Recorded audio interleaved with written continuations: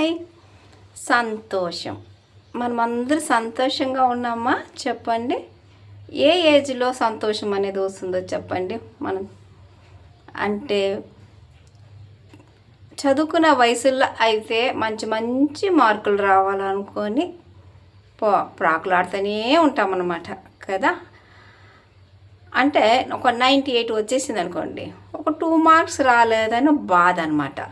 ఆ 33 మార్క్స్ వచ్చిన వాడు కనీసం ఒక 2 మార్క్స్ వచ్చింటే మనం పాస్ అయిపోయిన వాళ్ళని వాడు బాధపడుతున్నాడు. 98 మార్క్స్ వచ్చిన వాడు 2 మార్క్స్ రాలేదని వాడు బాధపడుతున్నాడు అనమాట. అలా మంచి మార్కులు వస్తే గాన అనేసి అంటే నేను చాలా హ్యాపీగా ఉండేవాడిని అనేసి అనుకుంటూ ఉంటారు అనమాట చదువుకునే ఏజ్లోనే. ఇంకా బాగా చదువుకున్న తర్వాత అంటే మంచి మార్కులు వస్తే నేను ఇంకా అంత వచ్చింటే నేను ఇంకా హ్యాపీ అని అనుకుంటారన్నమాట. అక్కడ పోయిందన్నమాట డిసప్పాయింట్. పోనీ చదువు అంతా అయిపోయిన తర్వాత నాకు ఒక మంచి జాబ్ వస్తే అని అనుకుంటాం.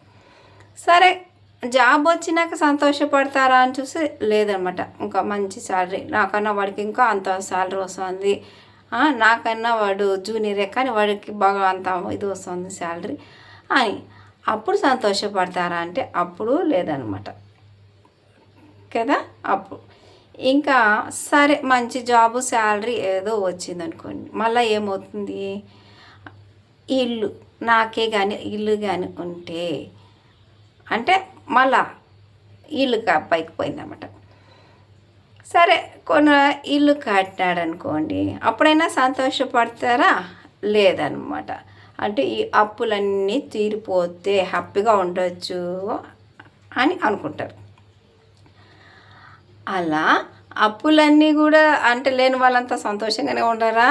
కాదు, అంటే ఏదో ఒక దాన్ని ఫేస్ చేస్తూనే ఉంటారు. ఇంకా ఇలా అమ్మాయిలు అనుకోండి, ఇంకా చూడండి ఒక ఏజ్ అటెంప్ట్ చేస్తారు కదా, అది కానీ దానికి ముందే ఇంకా కాలేదా అయిపోయిందా, నెక్స్ట్ పెళ్ళి ఎప్పుడు సరే పెళ్ళి అయిపోయిందా సంతోషంగా ఉన్నారా?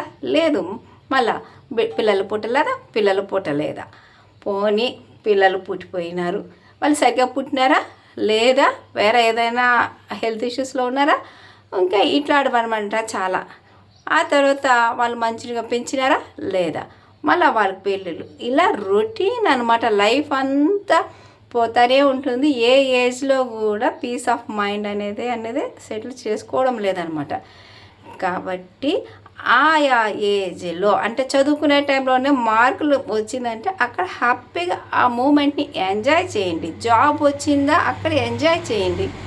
అలాగే పెళ్ళిళ్ళు అయిందా ప్రతి ఎవ్రీ మూమెంట్ని మీరు ఎంజాయ్ చేయడం నేర్చుకోండి. అది ఆ తర్వాత ఎవరో మాట్లాడలేదు అనుకోండి, వాళ్ళు మాట్లాడలేదని మన బాధ అంతా తీసుకుని వెళ్ళి వాడి దగ్గర పెట్టేయడం. అంటే వాడు మాట్లాడితేనే నువ్వు ఆనందంగా ఉంటావు అనమాట, మాట్లాడలేదంటే లేదనమాట. చూసారా, ఇది అనమాట ఇప్పుడు ఉన్నటువంటి వాళ్ళు. అంటే ప్రతిదీ అంటే ఇదే అనమాట, అలా కాకూడదు.